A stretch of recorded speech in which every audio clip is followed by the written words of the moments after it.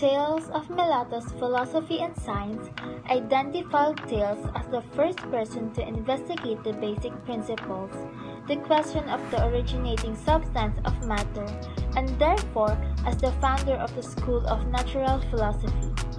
Thales was interested in almost everything, investigating almost all areas of knowledge, philosophy, history, science, mathematics, engineering, geography, and politics. He proposed theories to explain many of the events of nature, the primary substance, the support of the earth, and the cause of change.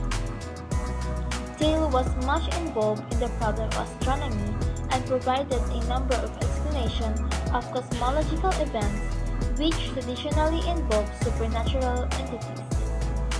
His questioning approach to the understanding of heavenly phenomena was the beginning of the Greek astronomy.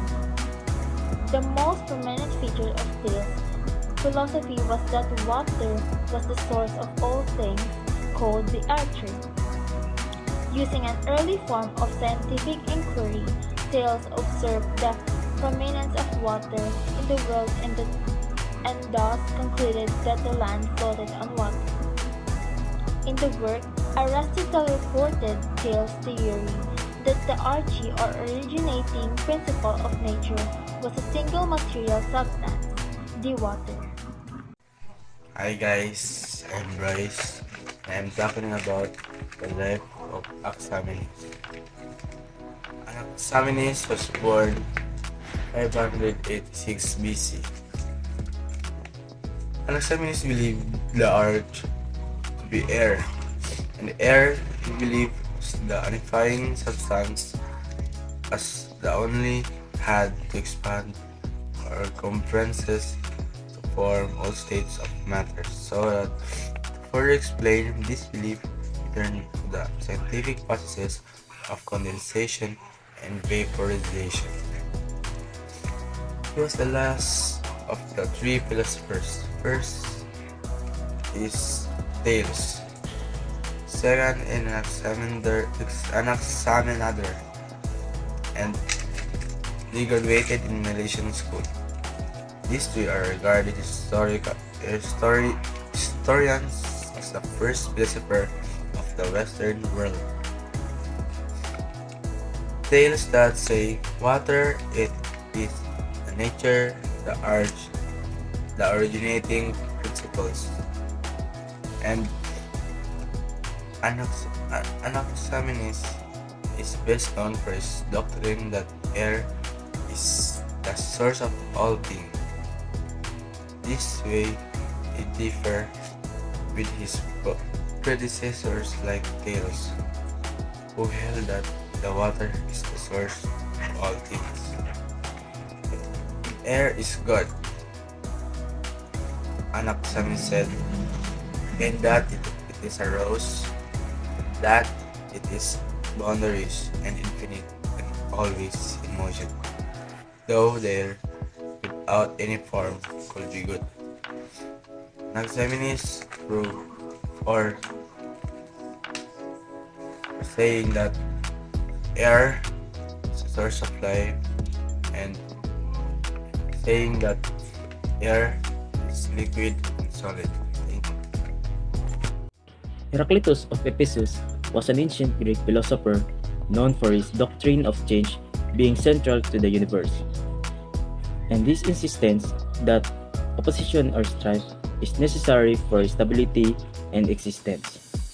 Born around 235 BC, he often expressed his philosophy in enigmatic sayings which need reflection to be understood. Heraclitus believed in the unity of opposites, stating that the path up and down are one and the same, alluding to the idea that apparent opposites are just different states of harmonious balance. This most famous idea, often summarized by the phrase, "No man ever steps in the same river twice," is that everything in the universe is in a state of constant flux, and stability is merely an illusion created by our limited perception. Heraclitus is also known for introducing the term of logos in Western philosophy, which he used to be mean something like the principle of order knowledge. These ideas significantly influenced the development of philosophy and were later more fully developed by philosophers like Plato and Aristotle. Pythagoras of Samos. Pythagoras was a Greek philosopher who made important developments in mathematics, astronomy, and the theory of music. The theorem now known as Pythagoras' theorem was known to the Babylonians 1,000 years earlier, but he may have been the first to prove it. Pythagoras of Samos is often described as the first pure mathematician. He is an extremely important figure in the development of mathematics, yet we know relatively little about his mathematical achievements. Unlike many later Greek mathematicians, where at least we have some of the books which they wrote, we have nothing of Pythagoras' writing. The society which he led, half religious and half scientific, follow a code of secrecy which certainly means that today, Pythagoras is a mysterious figure. And also, Pythagoras and his followers introduced the idea that all matter is a combination of four elements, which is air, water, fire, and earth. The ancient Greeks believed that there were four elements that everything was made of. As what I said, the earth, water, and fire. This theory was suggested around 450 BC, or what we call before Christ, and it was later supported and added to by Aristotle. Hello everyone, this is my groupmates presented to all of you the first four Greek founding fathers. Then I will proceed to present the fifth Greek founding fathers, Empedocles. 450 before Christ. Empedocles developed the theory that all matter in the universe was composed of various combinations and proportions of the four elemental substances. First is air, earth, fire, and water. To know more about Empedocles, please watch the video. Empedocles was a Greek pre-Socratic philosopher and a native citizen of Acragas, a Greek city in Sicily. He is best known for his cosmogonic theory of the four classical elements: earth, air, fire, and water. He also proposed forces he called love and strife, which would mix and separate the elements, respectively. Empedocles was born into a wealthy family and received a good education. He was a student of the Pythagorean philosopher Archytas, and he was also influenced by the Eleatic philosopher Parmenides. Aristotle and his theories about atoms and elements diverged from the domestic views of earlier philosophers like Democritus. He rejected the concept of atoms as indivisible particles and instead proposed that matter was continuous and infinitely divisible.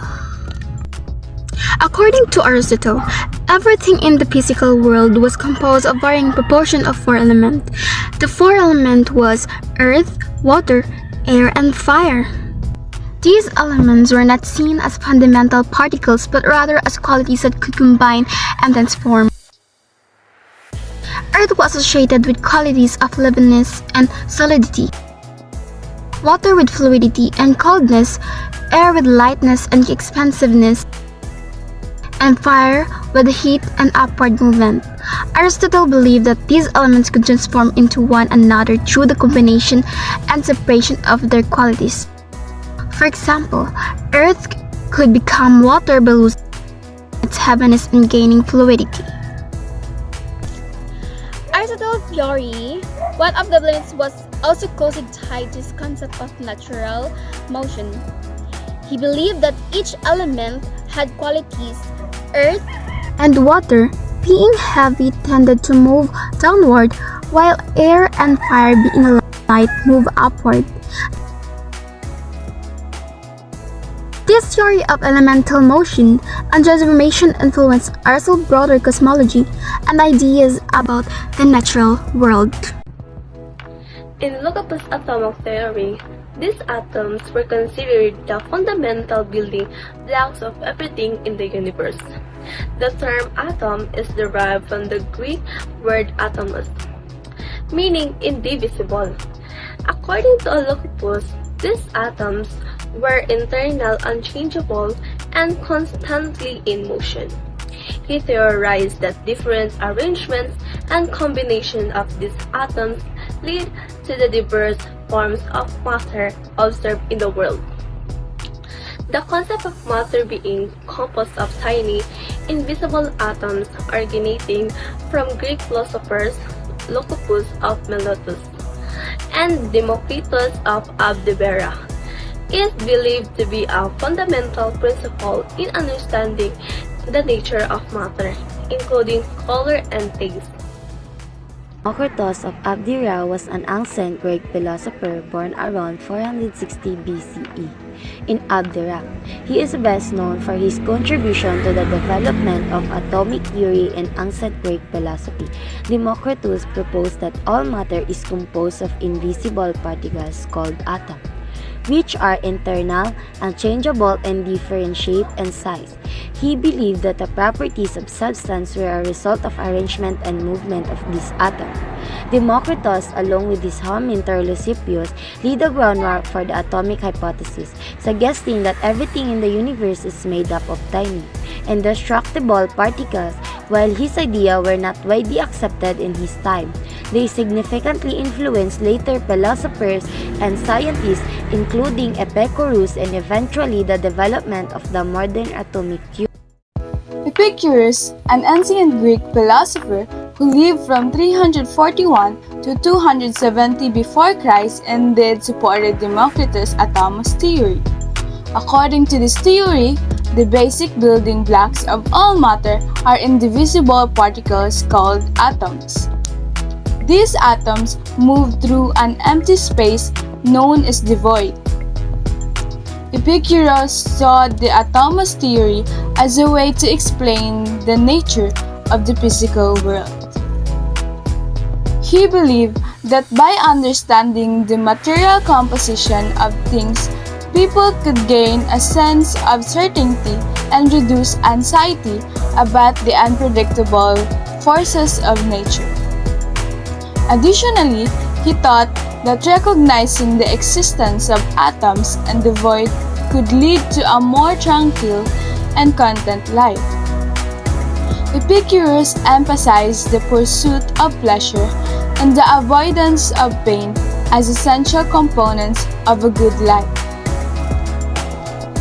He argued that understanding the natural world, as explained by the atomos theory, could contribute to a sense of tranquility, freeing individuals from fear of divine intervention or arbitrary natural events. Overall, Epicurus saw the atomos theory not only as a scientific explanation for the universe, but also as a philosophical framework for living a fulfilling and virtuous life.